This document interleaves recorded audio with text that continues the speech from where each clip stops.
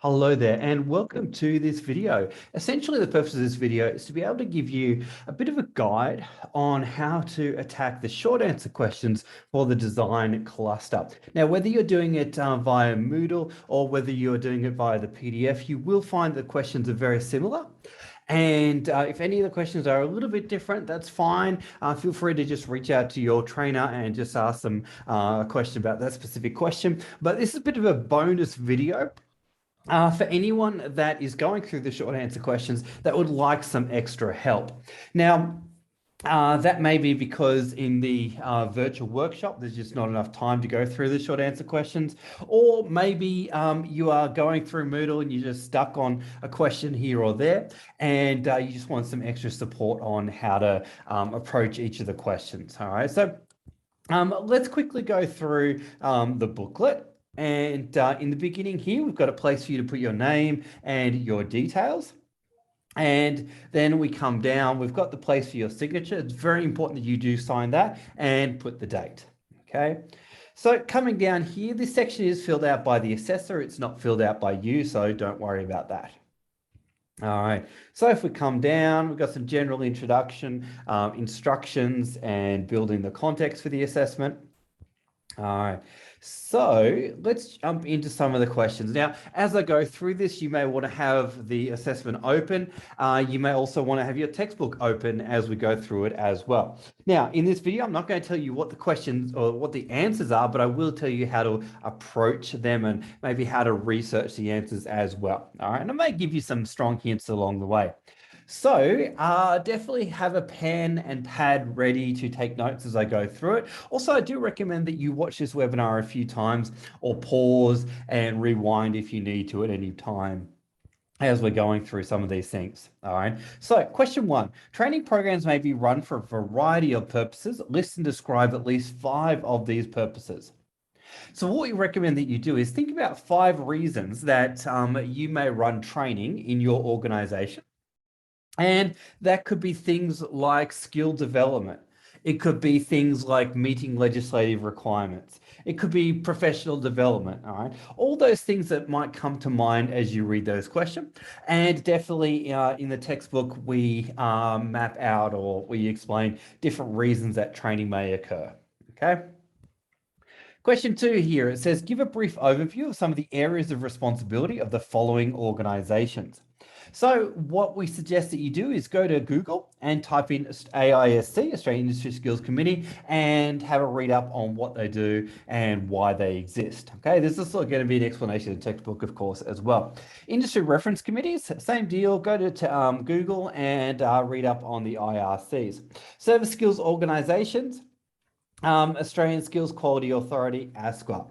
Now, just to give you a very, I guess, small piece of information about each of them, AISC, they are generally the body that approve training package changes. Okay, so that's just something to keep in mind and probably the first thing you'd want to write down. Industry reference committees. Let's attack the service skills organizations first of all. So the SSOs actually write the training packages, all right? And then how do they get the information or how do they gather the information to write the training packages? Well, they actually get that information from the industry reference committees, okay? So these two organizations work hand in hand. All right, but the key thing to just remember is that the service skills organizations write the training packages and they get the information from the industry reference committees. Okay, now we've got ASQA here. ASQA's main job is to regulate RTOs in Australia, and they're the national regulator, and you can certainly do your own research and read up on what they do and how they do it and fill out your answer as appropriate. I will say at this stage, don't forget that we are looking for AQF level 4 answers. So that is describing in 2 or 3 sentences. We want to avoid 1 or 2 word answers, not appropriate, and your assessor will probably mark you down for that. So make sure that your answers are long enough to address the question. Question 3 here. List and describe the key functions of the 5 relevant policies, legal requirements, codes of practice, and national standards, including Commonwealth and state or territory legislation that may affect training and assessment in the vet sector. So just throwing some ideas out there. You may have things that like code of conduct in your organization. You may have things like legislation appropriate to your industry. Okay, so for example, if you're doing in construction, well, obviously there would be things around building codes. There would be things around the white card. There would be things around WHS and PPE. Okay. You might also have privacy and confidentiality. You may have anti-discrimination. You may have Disability Act. Okay, all those different things would definitely come under codes of practice, legal requirements, and different things there. Okay. Coming down, we got question 4. Research and provide a brief overview of the training package developer and accreditation agency, if different, for one qualification or national accredited unit you would present within your vocational industry training package. Okay. Now, for question 4, we do encourage you to think about what industry are you training in. So if you're training in the construction industry, then that would be the CPC training package. If you are delivering in the business world, then that would probably be the business services training package. And what we encourage you to do is think about what is your industry, what is the name of that training package that is suitable for that industry, and then do some research, and you can literally type in Google, who is the SSO for XYZ training package. Okay. Now, if you get stuck on question 4 in any way, shape or form, just shoot your assessor an email, or shoot your trainer assessor an email, or post a question in the forum, and the trainers and assessors will be more than happy to help you out. However, if you go to training.gov.au and look up one of the qualifications that you may train, it's going to give you some clues as to who the service skills organization might be. Okay. So question 5, it says, describe the purpose of the AQF. So if I was taking that question, I would probably look at my textbook and I would look in the glossary in the index and find where it says AQF. And I'd look it up that way. I'd also go to Google and type in AQF and see what comes up, and put in a bit of a description there in number 5. Question 6, it says, the AQF handbook describes the types of skills and knowledge expected for each level of the framework. In the space below, describe the tasks that might apply to an office administration role for each level indicated. Okay. Now, one of the analogies that we actually use in the TAE is that of a coffee shop. Okay, so I'll just explain the analogy first of all, and then we'll attack the question here, number 6. So if we had someone that was working in a coffee shop, generally we could say that an AQF level 1 person could make the cup of coffee. They can make the cup of coffee without any major dramas. Cert 2, they are going to be able to make the coffee to preferences, make it to preferences and make different varieties of coffee. Cert 3, they could fix the coffee machine. Okay, so they could problem solve. Cert 4, they can train and supervise other coffee shop staff. And then diploma, they could manage and grow the coffee shop. They could manage and grow the coffee shop. Okay, so hopefully as I explained that, the AQF levels are making a little bit more sense for you. Now, what we want you to do in this question is relate the AQF essentially to an office admin role. So AQF level 1, probably we could expect that person to be able to answer the phone, take messages, and basically regurgitate or represent information to other people. Okay, so AQF level 1, we could probably imagine them to take messages, answer the phone. We could expect them to take memos, craft basic emails, and that's pretty much the extent of it. AQF level 3, Well, they could probably do filing. They could open and close the office. They could clean it up, and possibly AQF level 1 person could do the cleaning as well. Level 3, they are going to problem solve. So they're going to fix the photocopier. They're going to fix IT issues, very small issues, of course. And that's pretty much the extent of it. They're going to be troubleshooting. Level 5, they are probably going to look at putting together policies and procedures, staff manuals. They're going to be doing the higher level stuff, the managerial stuff. Okay, so just have a think about some of the examples I've given there and flesh those out a little bit for level 1, 3, and 5. Okay, now question 7, explain the purpose of the following, explain how they relate to each other. So go training package. All right. So what I suggest that you do is go to Google and type in a training package and read up on the purpose of a training package and how it relates. Essentially, that's asking how is it used and how does the training package fit into the broader scope of the National Vet System, so to speak? So B, we've got a TAS or a training assessment strategy, and we've got a LAS, which is a learning assessment strategy. All right. So essentially the purpose. So what is a TAS? What is a LAS? And then how is that used within organizations or within RTOs? Learning program plan, what is it? How do we use it? That's essentially what we're looking for here. And you could go to Google and type in what is a learning program in here, what is a TAS, what is a LAS, and do some basic research and see how you go.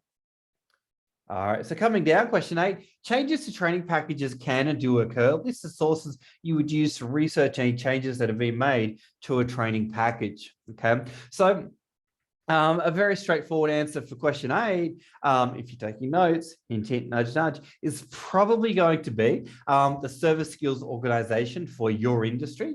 So you definitely want to write service skills organization, but you'd also want to put the name of the one for your industry if you know it. Okay. What else? You probably want to put training.gov.au. That's a good one to know. And maybe even if anything's mentioned on the ASCL website, that could be another resource to write down as well. All right. Question 9, explain why you would use national training packages and accredited courses for delivering training assessment in Australia. Ensure that you mention the roles of units of competency and the assessment requirements described in these standards. Okay.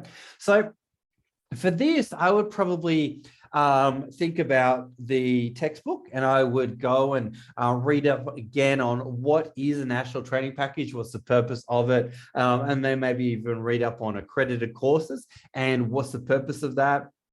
What would they make possible for a learner if a learner graduates with a nationally recognized qualification? What's the purpose of that? Why is that good? All right, so attack it from that angle.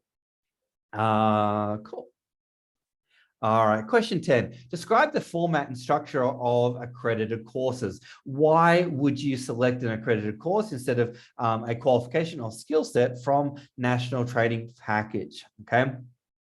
So essentially for this, what we recommend, just bear with us one moment.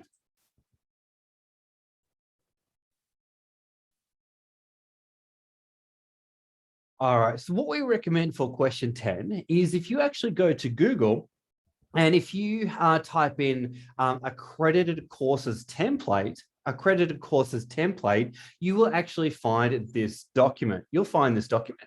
It's called the National Course Document Template. And if you download this document, you are going to be able to read through the structure of an accredited course, which is a really interesting thing to do. And it's going to help you answer this question here. So accredited course format and structure. And what we recommend that you do is just go through each of the components of an accredited course and just list them out, so to speak. It will also be mentioned in your textbook as well. But if you want to check out this document, it's called the Accredited Course Template.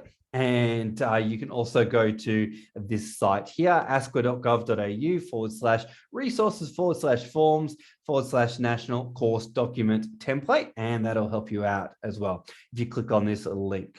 Okay. So question 10 there, why you would select one. So why would you select an accredited course? And as you would have already started reading in the textbook chapters, essentially an accredited course is used when there is no existing training package that would cater to that need. Okay. So for example, you may have a course that is very, I guess, specific, or a niche product, so to speak, or a niche gap in the market. So in that case, you would use an accredited course. All right. And you can certainly read up more about that in the textbook, where it says the differences between an accredited course and national units of competency.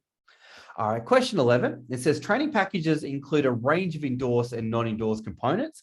What are they, and describe their purpose? So what we recommend for this question is go to Google and type in endorsed components of a training package, okay? And also type in non-endorsed components of a training package, all right? And when you click enter, you're going to get a list of what are the endorsed components of a training package and what are the non-endorsed components, okay? Also, if you check out the textbook and if you look up under endorsed components and non-endorsed components, you may even find those words in the index or the glossary. See how you go. All right. Coming down, we got question 12. Describe the purpose of a training packages, packaging rules, performance, and knowledge evidence. Explain how and why you would select particular electives. Okay. So what we recommend that you do is go to Google and type in packaging rules in the vet sector, or go to the textbook and look up the word packaging rules and see what they mean. Okay. Performance and knowledge evidence. Well, essentially, performance and knowledge evidence is what we need to see the candidate do in terms of performance in order to know that they are competent for a unit of competency. Knowledge evidence is the knowledge that we need to know that the candidate has in order to be able to do the tasks. Okay. So again, in the textbook, it'll definitely have a component or a section which talks about performance and knowledge evidence. So read up a little bit about that and what it is. All right. Then we've got to explain how and why you would select particular electives. Well, just to give you a hint, bit of a nudge. Essentially, an RTO is going to tailor a course based on the cohort or the group's interest areas and also future career needs when they're putting together a program. Okay, and not to give away too much, but the packaging rules are essentially how many core, how many electives, and how many units in total must be completed in a national unit of in a national qualification. Okay, but we recommend that you definitely just go to Google, type in packaging rules in the vet sector, and do a bit of research. Also, you're going to find it in the textbook. Okay. Question 13, it says, in order to contextualize a unit of competency for a client, you may change whatever you wish to suit their needs. Okay. True or false, true or false, true or false. So we recommend going to Google, and I would suggest that you type in the words or the question of contextualization and put a question mark, and you're going to find oodles of information on Google. And you could also put in a question mark such as what can be contextualized, and see what comes up.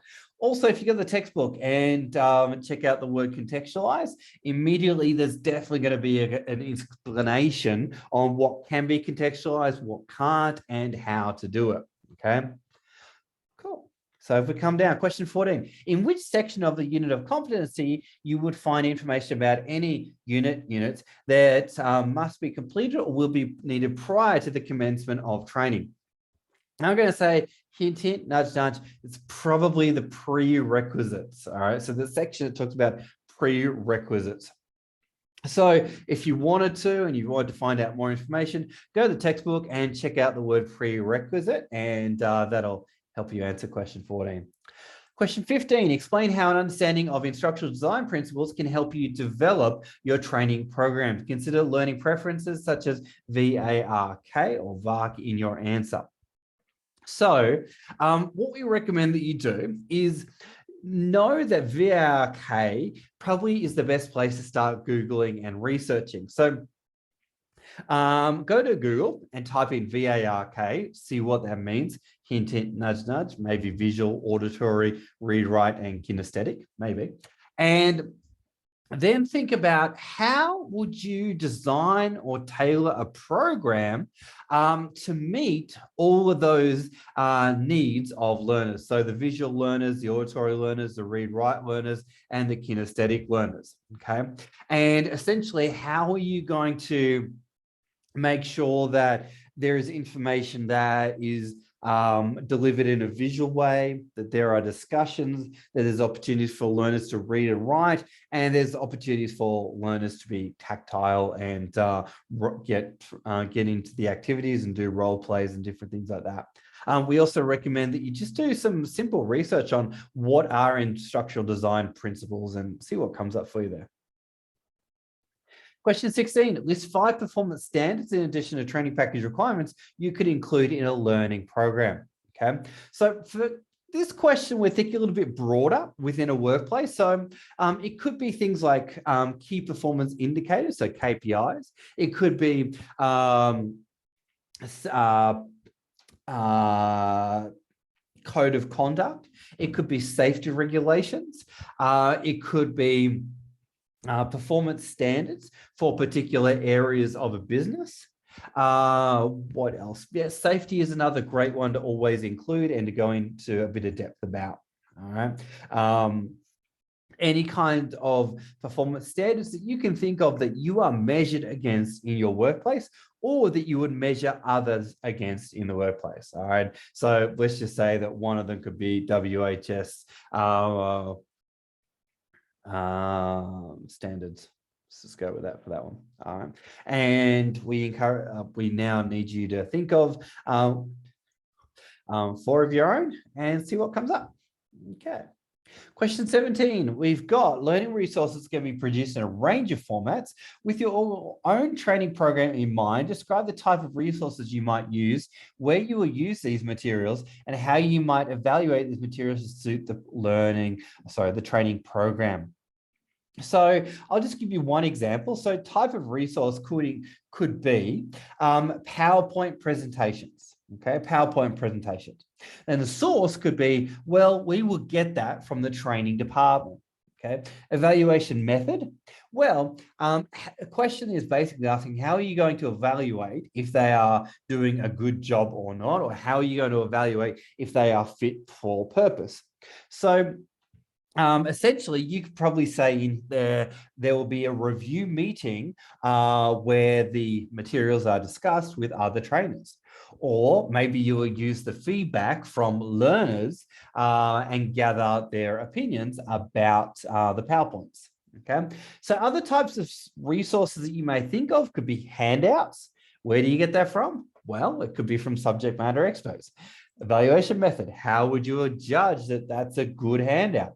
Well, maybe again, there's feedback from subject matter experts.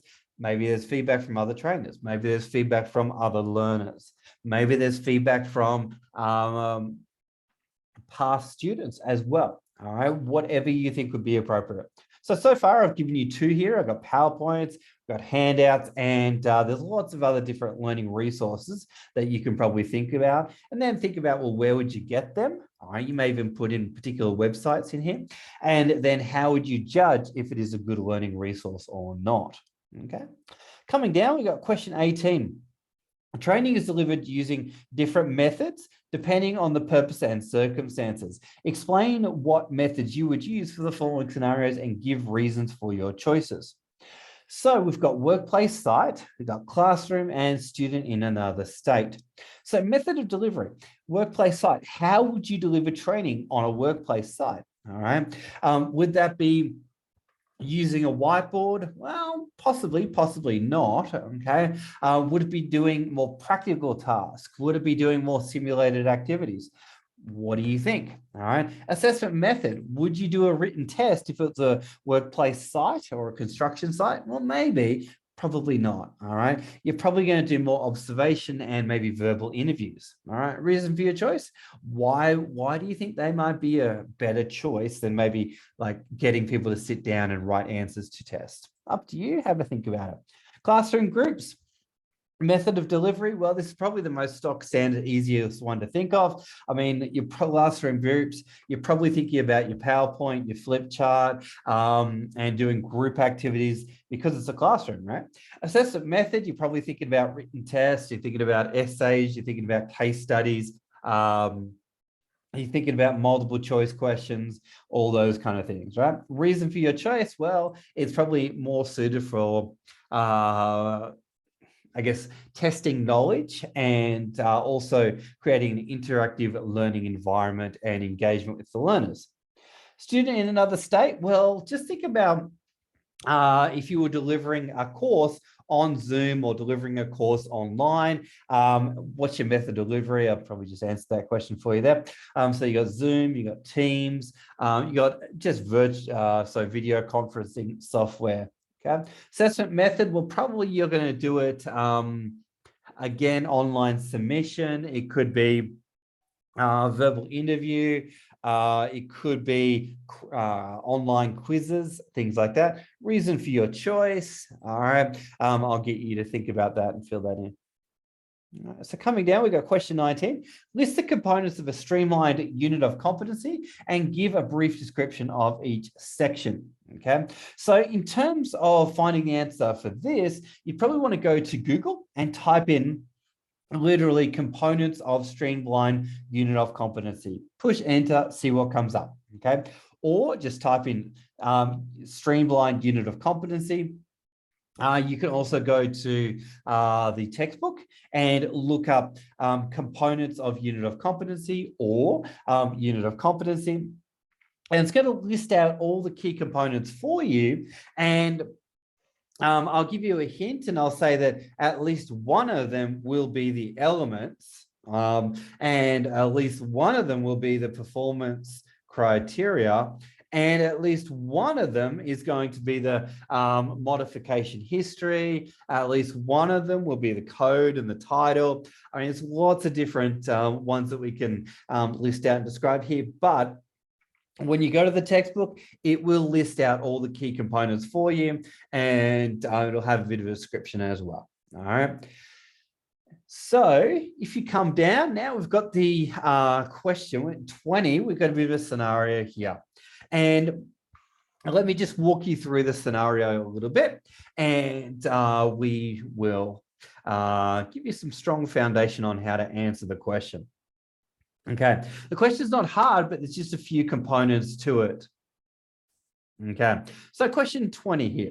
So we've got Graham runs a private security firm in Moranbah, Central Queensland. His 10 staff hold the Cert 3 in security operations and require training in first aid to maintain their employability. Okay. When you consult with Graham, he tells you that he doesn't have any first aid training resources on site. He also says that he doesn't have a training room, but you could conduct the training on the grassed area behind his building. It's summer in Queensland, but there is some shade. The area is grass and has trees and benches available. Okay, so first thing it says that you need to do is step 1, access the unit of competency on TGA and paste the performance criteria 2.1 to 2.7 in the space below. All right, so let's take a moment and do that. And I will just go ahead and bring up that unit for you. HLTAID 014. So HLTAID 014 training.gov.au.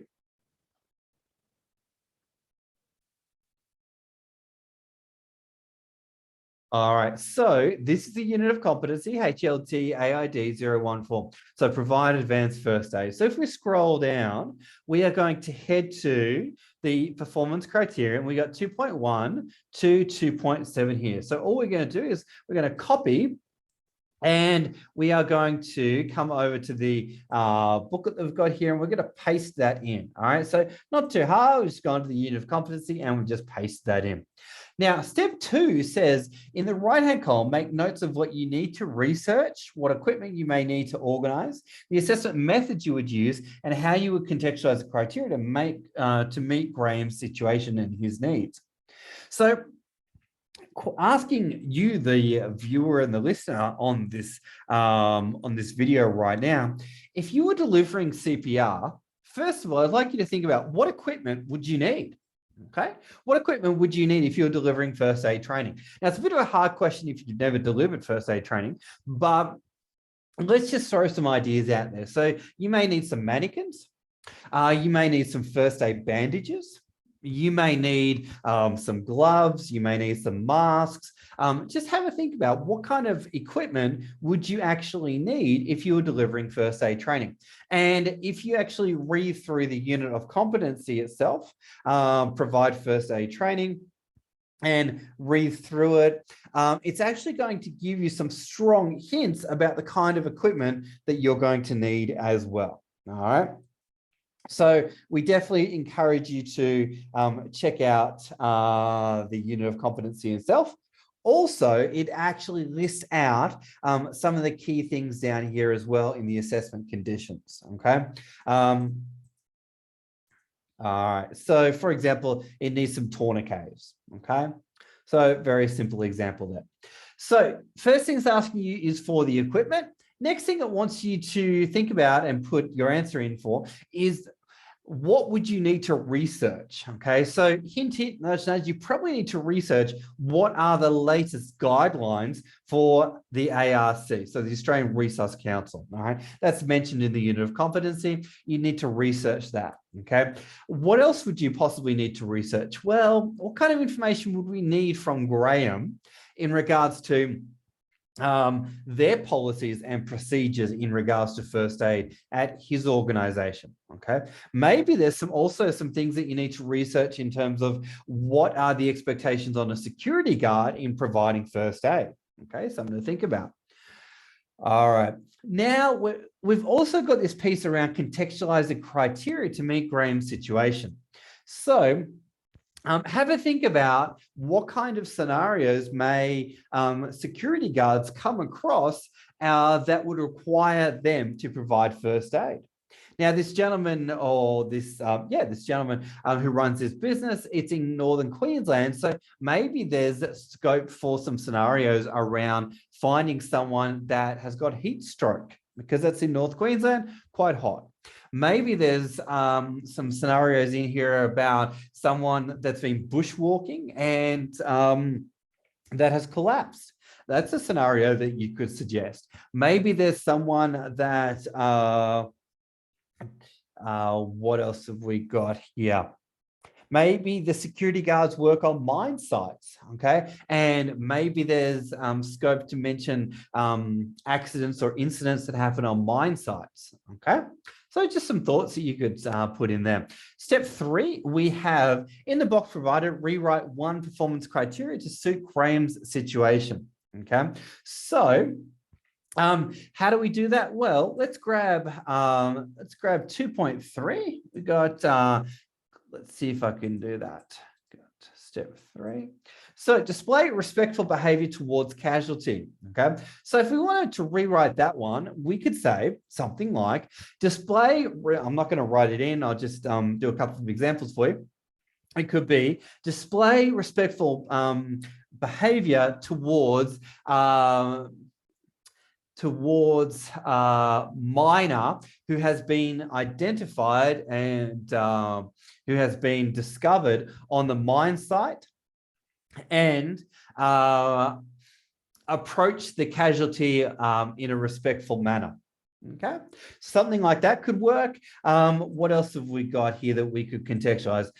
Monitor the casualty's condition and respond in accordance. All right, so if we want to pick that one, we copy and we put it in here, then we paste it, and then we would change it to something like monitor the dehydrated casualties condition, and provide water and fluids as appropriate until help arrives. Okay, so I'm just throwing ideas out there, but essentially we're looking at how could we adjust or rewrite any of these criteria, so 2.1 to 2.7, and make them more specific to a particular scenario. All right. Then step 4 we've got here is what advice is available on contextualization from the training package developer to help you meet client needs. So for that one, again, you can go back to the unit of competency itself and have a read through the assessment conditions here. Okay, so for example, each candidate is to demonstrate skills in an environment that provides realistic, in-depth scenarios. So we've got information here that you could draw upon, and you could also go to the companion volume and read up on information that's provided there as well. Okay, so that's step 4. Okay. Now, if we come down, we've got 21. For each dimension of competency, give an example of how you would apply it to the performance criteria 2.1 of the HLT AID 014 unit for the scenario, question 20. So, dimensions of competency, as you can see that we've got here on the screen, we've got task skills, task management skills, contingency management skills, and job role environment skills. So we do recommend that you go to your textbook and read up on what the dimensions of competency actually are. But let me just give you a very brief, simple overview. So task skills are essentially, can they do the task? Okay, can they do the task to the requirements? Task management skills, can they prepare for the task and can they finalize the task? Okay. Contingency management skills, do they know what to do if something goes wrong? Or can they handle emergencies? And do they have plan B options, so to speak? Job role environment skills. This relates to, can it be done in multiple scenarios, multiple situations, and multiple environments? Okay, so if we were looking at attacking this one here, 2.1, perform cardiopulmonary resuscitation in accordance with Australian Resus Council guidelines, well, task skills, probably we would want the person to perform the CPR, and at this point, I believe it is there's a certain number of compressions to a certain number of breaths. Okay, so you'd want to put that in there. Okay, task management skills. You'd want to make sure that as part of the observation, they were required to approach the casualty in a safe and confident manner, and they were able to put the casualty in the recovery position. Task management skills, they were also able to call for help and check for danger. Okay. Also part of it, they were able to liaise with the ambulance or the paramedics when the extra help arrived. Okay. Contingency management skills. Well, what could go wrong? What could go wrong if you were doing CPR? Well, maybe the casualty vomits. Maybe different things happen that are unexpected. Maybe the defibrillator stops working, all those kind of things. All right. Job role and environment skills. In there, we could say, well, maybe the candidate is assessed doing CPR inside and also outside, and maybe in various environments that would be typical of what the security guards may be exposed to. Okay. Question 22, explain how developing a learning program plan assists when creating learning activities and materials. So what we suggest for this one is definitely go to your Google textbook, go to Google and type in the learning program plan, ? See what comes up. Okay, go to your textbook, find learning program plan, read through that, see what a learning program is, what it does, why we would have one, and then link some ideas as to how the creation of a learning program plan is going to inspire and assist you in developing those learning activities and the materials that you would need for a training session. Okay. Question 23, describe the steps you would take to develop a learning program. Okay. So those could be things like get to know the learners. It could be things like choosing the right units of competency. It could be things like liaising with stakeholders. It could be things like researching content. It could be putting together appropriate assessments. All those different kind of things, right? You're definitely going to find lots of great answers in the textbook as well. Question 24, explain the methods and sources you would use to access and confirm competency standards you intend to use in the learning program. Remember, your training will also need to align with the organization or client organization standards. Okay, so explain the methods and sources you would use to access and confirm the competency standard you intend to use in your learning program. Okay, so hint, hint, nudge, nudge, probably for question 24, you're going to think about the website, training.gov.au. You're going to think about what kind of information would you gather from that website? And naturally, you need to pick out the right qualification, pick out the right units. You need to identify your company's training needs. You need to identify what are the learners' key characteristics.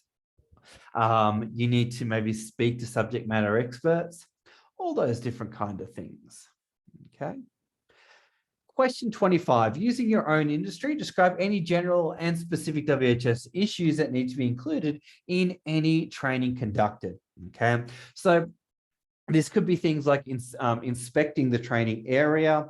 It could be things like wearing the appropriate PPE. It could be things like filling out risk assessments. It could be informing all learners of any hazards that exist in the training environment, all those different kinds of things, right? And ideally, with your answer for question 25, tailor it to your workplace as much as you can. All right. So that, folks, is the short answer questions, and you only need to do up to question 25.